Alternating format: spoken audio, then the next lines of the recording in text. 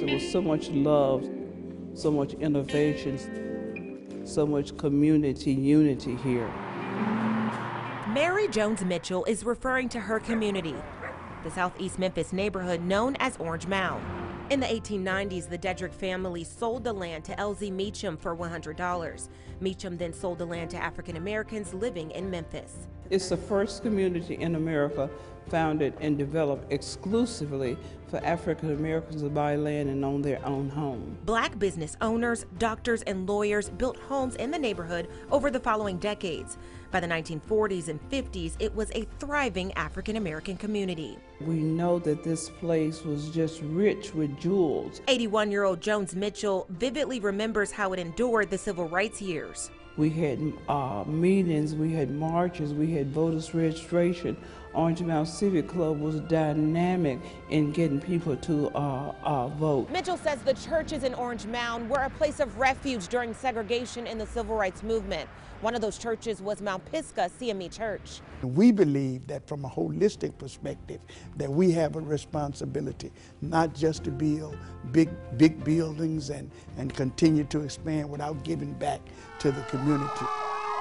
The church burned down on the first Sunday of the year in 1948. To this day, no one knows what caused the fire. I remember standing outside watching. I remember my mother was crying. The church rebuilt and is now the second oldest church in Orange Mound. Lillian Bumpus has been a member for 82 years. It has really served as an anchor because so many of the children come back. But with every great success story comes a struggle.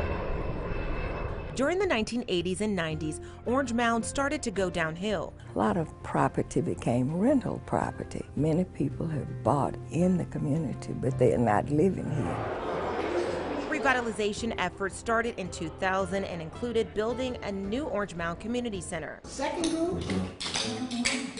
Seniors can now enjoy dancing, playing cards, and shooting pool. Joyce Shaw teaches theater. It was like tapping into old dreams.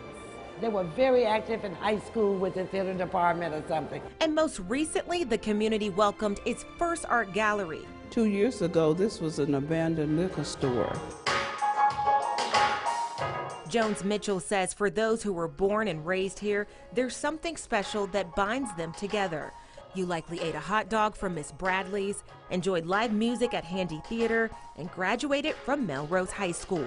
We dominated football in the city and in the state in the 50s and the 60s. And it's that camaraderie that keeps this neighborhood thriving.